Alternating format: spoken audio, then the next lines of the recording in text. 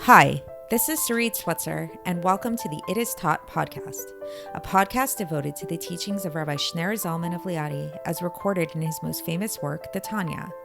My hope for this show is to make these teachings accessible and relatable to the average person, regardless of prior Jewish education or affiliation. The episodes follow the prescribed daily study portions and are meant to serve as practical lessons in how to live your life as your true self and develop an authentic and powerful relationship with your Creator. I have personally experienced the effects the study of this work has had on me, and I'm excited to share what I can of this knowledge with you. So please join me on this journey of learning, self-growth, and connection with your source. Hi, and welcome to the It Is Taught podcast. This is episode 298 for the 20th of Elul in a leap year. So yesterday, we had a whole episode discussing the question of if you are a poor person, God forbid, but let's say you consider yourself to be poor, you're struggling, it's hard for you to pay the rent, you don't live comfortably according to what you would assume is comfortable way of living, are you still obligated to give charity? If you yourself are struggling, do you have to give to other people? Do you have to give? Are you obligated in this mitzvah of charity? And we learned that the answer to this question is a strong, resounding yes, you are. You most definitely are. And we explained this by the reasoning of the whole teaching in the Gemara that if you are stranded in the desert with a friend and you only have one glass of water, and that water is enough to either save you or your friend, but not the both of you, you are not obligated to give the water to your friend, and you're actually supposed to drink the water yourself and save your own life, that your life takes precedence. However, in relation to giving charity, in the case that you're poor, we described that this does not necessarily apply because what you're calling poor still might not be as impoverished as the person next to you. You might not have enough money to buy your groceries from your favorite supermarket or to buy the nicest clothes that you want or that kind of thing. You might even have to be borrowing money in order to get these things that you consider to be necessities of life.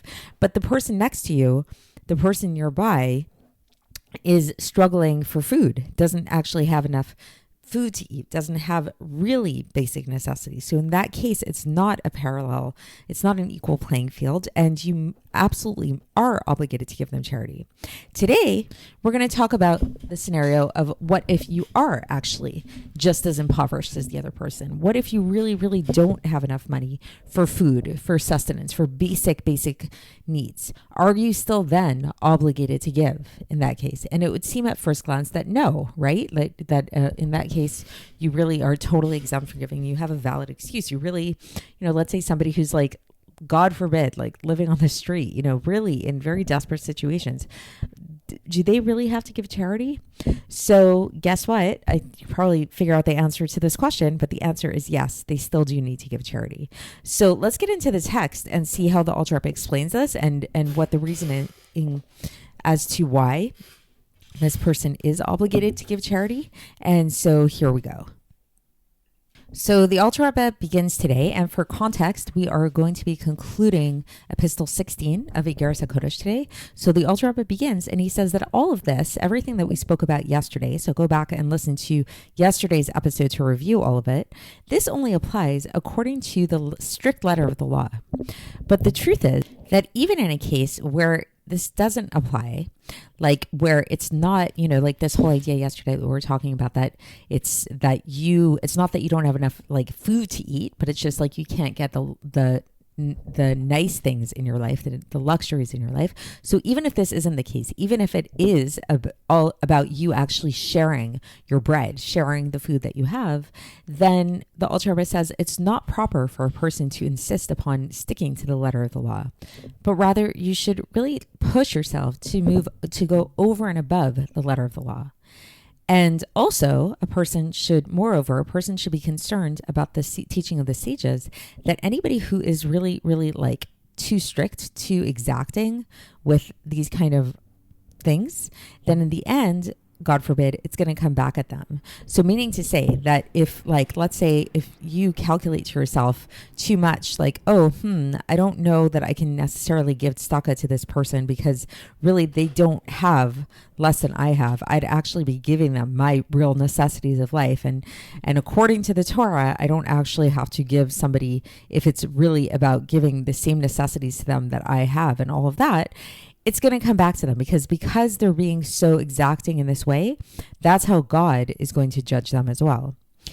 And we don't want that, right? We want the heaven. We want God to judge us favorably at all times. And when we elicit this arousal from below, this is going to cause a similar arousal from above. So if we display this like extra compassion, this like extra like going over and above the law, that we won't just like stick to the letter of the law and say like, okay, well in this situation we don't actually technically have to give, but if we actually say, okay, maybe we don't have to technically give, but we're going to find a way to give anyways, this is going to cause compassion on a high as well in a responsive kind of way. However, anybody who by contrast does the opposite, and somebody who hardens their heart and hardens their compassion for whatever reason they might have, this is going to cause a similar response from above as well. And then there's going to be a hardening above as well.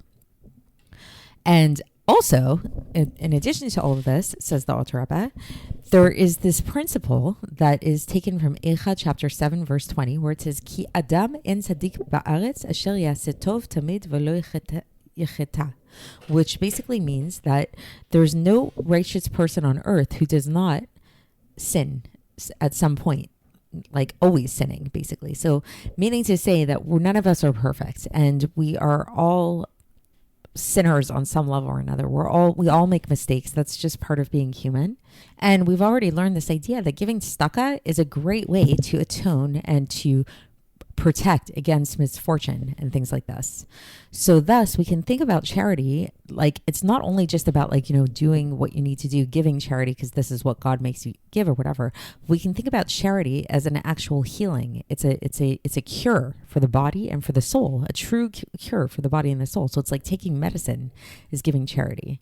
And there's a principle from Iyov, chapter 11, verse 14, where it says, Or bad or v'chol asher leish yiten bad nafsho. Skin for skin, and all that a man has, he will give her soul. So it's like, we've spoken about this previously. We would do anything for our health, right? If a doctor says, this is what you need to do in order to stay alive, we rush to do that thing, regardless of the cost, regardless of anything, of how difficult it's going to be. It's like, we do anything that it takes for that. So similarly to here, when it comes to our spiritual health, all the more so should we just jump at the opportunity to do whatever we can to preserve our spiritual health. And also another principle, so there's like a bunch of reasons why here the Alter Rebbe is teaching us to give charity and to give so much charity without measure, even if it doesn't make sense, even if we're giving from what we don't have, basically, is that if we are believers and sons of believers, then we understand the idea that when we're giving tzedakah, then this is actually just a loan to God. So, and there's an idea that it's taught in Mishlei, chapter 19, verse 17, Malveh Hashem chonen dal v'ugmolo yeshalem lo. He who is gracious unto the poor lends unto God, and he will repay him his good deed. Twofold in this world. So there's this principle. It's taught a lot, and many people who are very practiced in giving tzedakah, giving charity on a regular basis, can tell you that they've experienced this in their life as well, that whenever you give charity, you don't lose, you only gain. This is one of the few mitzvahs that God actually says you can test him with, that if you give tzedakah, you're actually not giving your money away. All you're doing is you're loaning this money to God, and God pays it back to you twofold here. And the Alter Rebbe says that truly there's something very unique about tzedakah, that all the other mitzvahs in the world, we're not given the reward for them in this world. We have to wait till the next world to get that reward, except for tzedakah, because tzedakah is beneficial to creation, to the creatures of the world, as is explained in the Gemara in Masechet Kiddushin, page 40a. So basically, because giving tzedakah is such a worldly mitzvah, it's something that you're actually practically helping people in the world, it comes back at you, and you will be rewarded in this world for it. Also, another reason, so there's a whole bunch of reasons why we should be really good about giving so much stuck on. I'm going to outline them at the end. But another one is that a person should be worried about punishment, God forbid, when your friends, when your fellows are involved in a mitzvah and you are, God forbid, not involved with this mitzvah. So this is actually like positive peer pressure, the Alter Rebbe says. So there's this idea basically that it's like if everybody in the community is involved in a certain mitzvah, in a certain good deed, and you exempt yourself from that, that's not a good thing. It's like if everybody's involved in doing something good, you want to be part of it as well. And you might be judged harshly for not being like, why weren't you involved? If everybody was involved in this good thing, why weren't you involved in that as well? And this was taught by our sages in the Gemara, says the Alter Rebbe. You can specifically look it up in Masechet Chagiga, page 9b, and Brachos, page 26a. And then the Alter Rebbe concludes here, and he says that those people who heed to this, who listen to this, then may their life be pleasant, and may they have many blessings of good, and many good words rest upon them. And Hashem should act benevolently towards them, towards the good and the upright.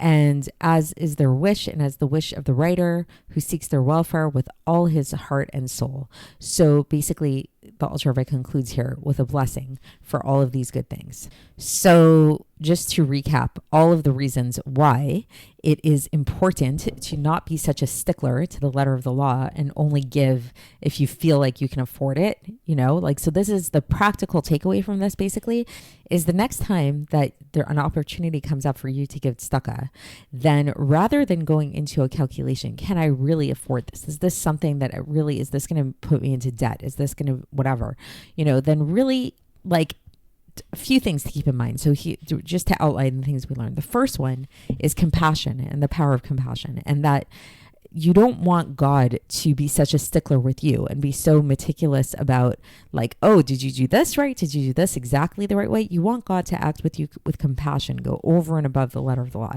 So in order to elicit this compassion, you need to act in that way as well. So don't be so concerned with like just behaving in accordance with the letter of the law, but rather just give. Don't think about it. It's fine.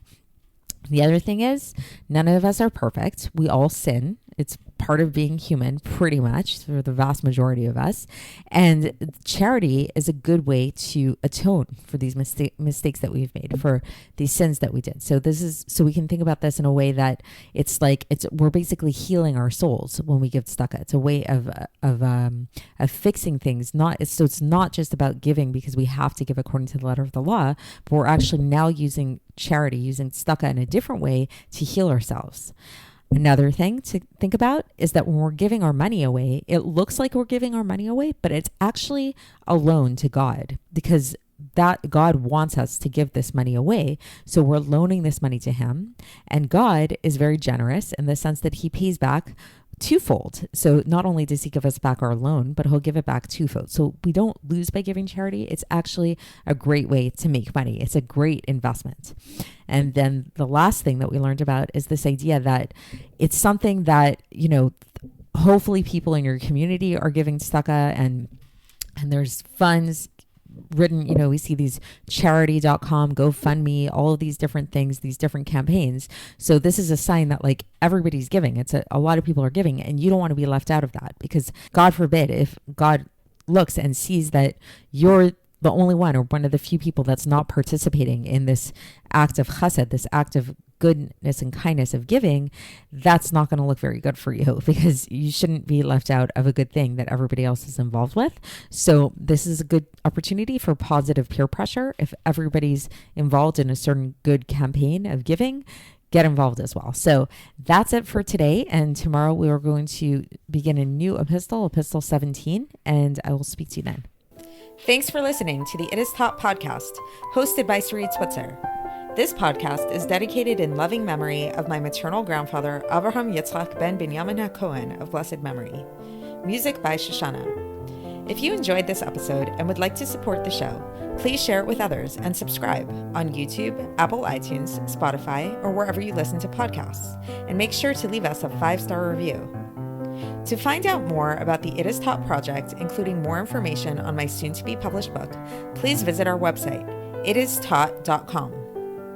To catch the latest from me, follow me on Facebook, Instagram, and Twitter. Looking forward to speaking with you tomorrow. And until then, have a great day.